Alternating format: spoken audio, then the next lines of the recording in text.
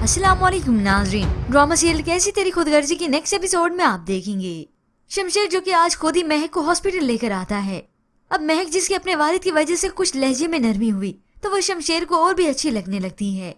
इसी दौरान सोफिया ने उसे देखा तो उसकी गाड़ी में आकर बैठ जाती है तो शमशेर अपनी मोहब्बत का उससे इजहार करता है। मगर महक के मुतल्लिक मैं जब भी महक को देखता हूँ मुझे हर बार ही उससे मोहब्बत हो जाती है। और उधर शमशेर की वालदा है जो बाबा साईं को समझाने की पूरी कोशिश करती हैं। मैं जानती हूँ आप शमशेर के बगैर नहीं रह सकते, मगर शमशेर महक के बगैर नहीं रह सकता। अब महक को कबूल करने की बात हुई तो वो तो गुस्सा हो जाते हैं। मैं जीते जी उस लड़की को अपनी बहू कभी तस्लीम नहीं करूंगा। अब यहाँ महक जो कि हॉस्पिटल पहुंची अपनी वालदा से बात हुई तो वो शमशेर के मुतालिक उसे बताने लगी।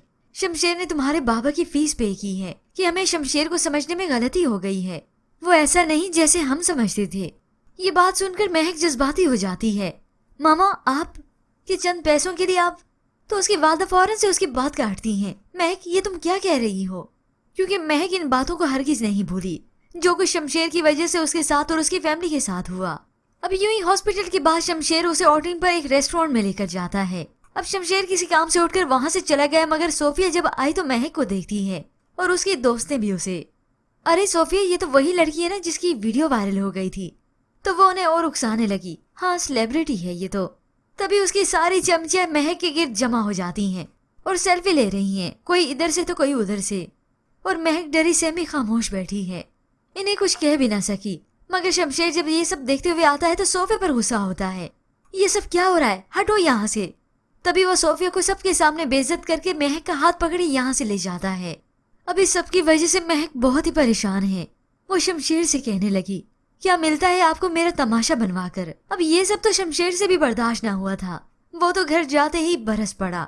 अब सोफिया घर आई तो उसे घसीटते हुए महक की जानिब ले जाता है, माफी मांगो इससे। मगर ये सब जब बाबा साईं की चहेती बहू को मालूम हुआ जो कि सोफिया की बहन है, वो तो फिर बाबा साहब के सामने अदालत लगा देती है। महक और शमशेर को वहाँ पे बुलवाया गया। बाबा साहब ने उसी वक्त लेक्चर शुरू कर दिया। महक ने अब अपनी बात सामने रखना चाही तो बाबा साईं ने तो उसी वक्त खामोश करवा दिया। मैं जब बात करता हूँ तो सब सुनते हैं। तो शमशेर उसी वक्त फौरन अपने वालिद को कह देता है ये मेरी बीवी है, मुझे अच्छा नहीं लगता कोई इस टोन में इससे बात करे। ये सुनकर तो महक शमशेर को ही तकती रह गई। वो शमशेर जो मोहब्बत करता है आज अपने वालिद के सामने मेरे लिए खड़ा है। तभी शमशेर महक का यहाँ से भी हाथ पकड़े ले जाता है कि जहाँ इज्जत नहीं तो नहीं, किसी के आगे झुकना नहीं। फिर शमशेर ने अपने बाबा साईं से अपने वलीमे की बात की। उन्हें तो गुस्सा और भी आ गया। तुम्हारी समझ में नहीं आ रहा तो समझ जाओ, उस लड़की के साथ मैं तुम्हें भी फारिग कर दूंगा।